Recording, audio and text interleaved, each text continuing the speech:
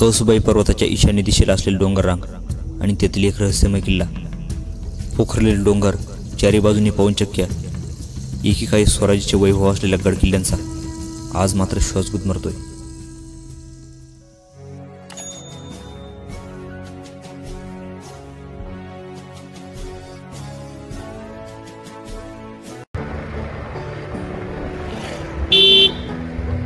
घोटीसीन हायवेला फाटा देऊन आपण टाकीत गावात पोहोचलो.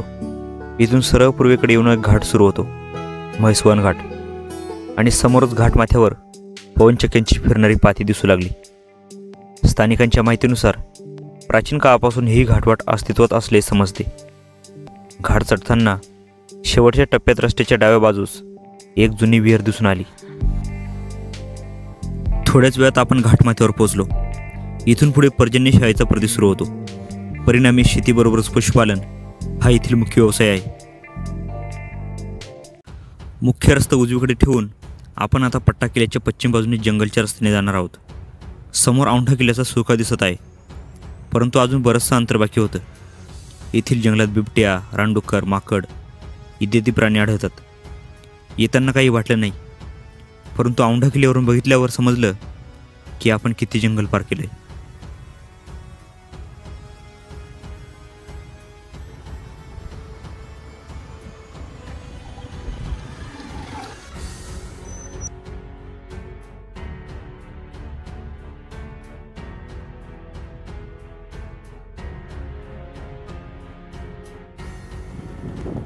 एक एक टप्पा पार करत सुळकेच्या अगदी जवळ येऊन थांबलो.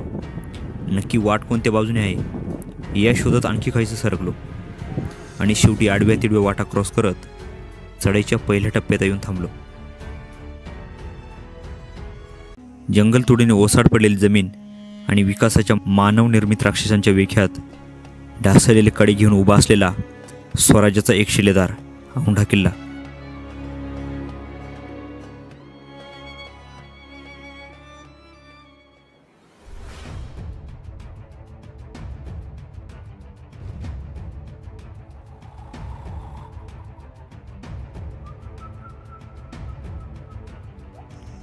उजव्या बाजूच्या कड्याला खेटून पुढे आल्यावर गवतात बुजलेल्या काहीशा अस्पष्ट पायऱ्यांची चढण सुरू होते.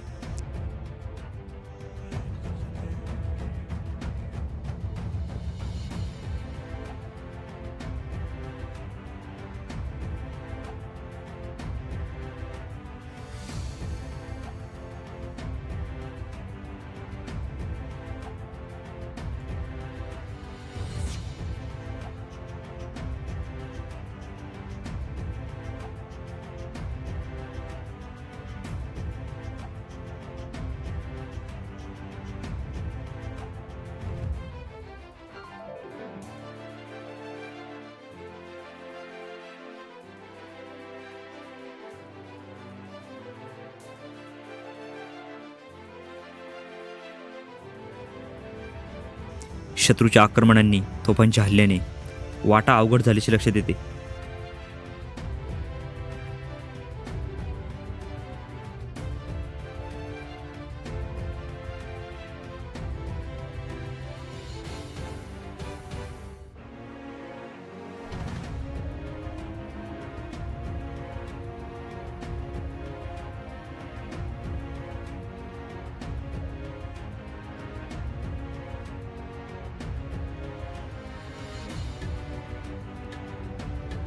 गडाच्या माथ्यावर जाण्यापूर्वी एक अर्धवट बुजलेले भुयार दिसते. सुळकेच्या पायथ्याशी चढताना डाव्या बाजूने सुद्धा अशीच एक गुफा आहे. तीच वाट भुयारी मार्गाने वरती येत असावी असा एक तर्क लावता येतो.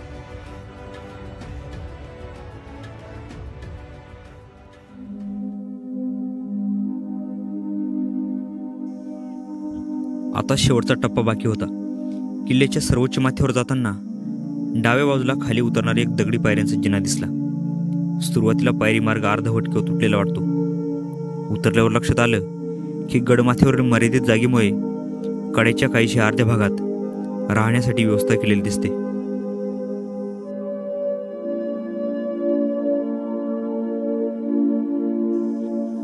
गडाच्या सर्वात वरच्या भागात विटा, कौलांचे तुकडे इत्यादी अवशेष आढळतात.